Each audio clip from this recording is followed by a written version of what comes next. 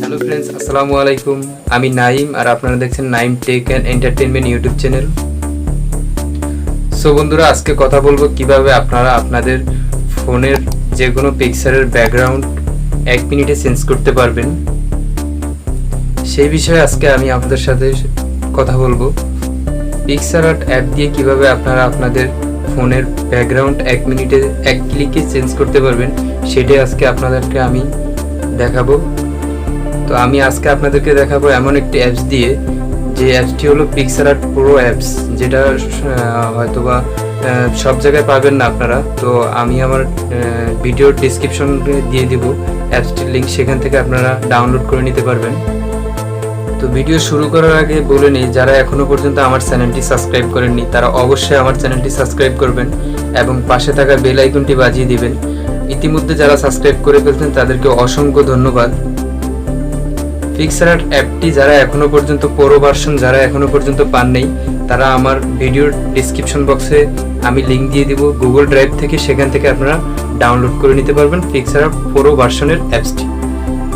তো চলুন শুরু করা যাক, কিভাবে 1 মিনিটে 1 ক্লিকে আপনারা আপনাদের পিকচারের ব্যাকগ্রাউন্ড চেঞ্জ করতে পারবেন।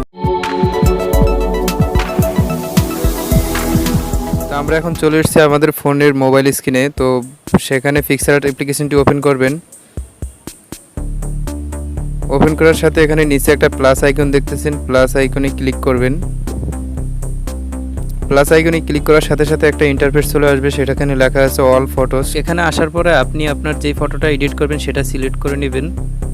এরপরে আপনি নিচে অনেকগুলো অপশন দেওয়া আছে, সেগুলো থেকে আপনি কাট আউট অপশনটা বেছে নেবেন। কাট আউট, দেখেন এখানে লেখা আছে কাট আউট। কাট আউটে ক্লিক করার পরে এখানে দেখেন সর্বপ্রথমে একটা অপশন আসছে পার্সন, আপনি পার্সনে ক্লিক করবেন। পার্সনে ক্লিক করার পরে একটু সময় নেবে, লোডিং হবে, একটু সময় নেবে, আপনারা একটু ধৈর্য সহকারে অপেক্ষা করুন। সরি, হ্যাঁ আবার হচ্ছে, তো একটু অপেক্ষা করুন।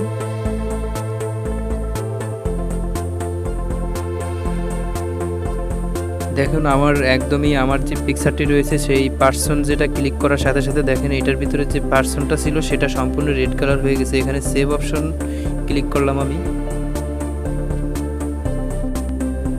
সেভ অপশনে ক্লিক করার পরে দেখেন আমার একদমই পিছনের যে ব্যাকগ্রাউন্ডটা ছিল সেটা এখন সম্পূর্ণভাবে মুছে ফেলেছি আমি, একদম অটোমেটিকভাবে মুছে ফেলে গেছে আপনার যে পিছনে যে ব্যাকগ্রাউন্ডটি ছিল সেটি। তো এখানে আপনারা চাইলে পিছনে আরেকটা ব্যাকগ্রাউন্ড অ্যাড করতে পারবেন। নিচে যে অপশনগুলো দেখছেন সেগুলোর ভিতরে অ্যাড ফটো নামক একটি অপশন আছে, সেটাকে ক্লিক করলে আপনার সরাসরি আপনার নিয়ে যাবে আপনার মানে গ্যালারিতে নিয়ে গেলে আপনি যে একটা ফটো সিলেক্ট করে দেবেন সেটাতেই আপনার অ্যাড ফটো দিতে পারবেন। এখানে আমি দেখাচ্ছি এখন যেই দেখেন আমি এটার ফটোটার পাশাপাশি একটা বর্ডার দিয়ে দিয়েছি, আপনারা চাইলে বর্ডারও দিতে পারেন।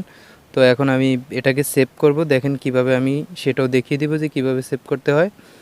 তো উপরে দেখেন একটা মানে একটা আইকন চিহ্ন আছে, সেই চিহ্নটাতে ক্লিক করবেন।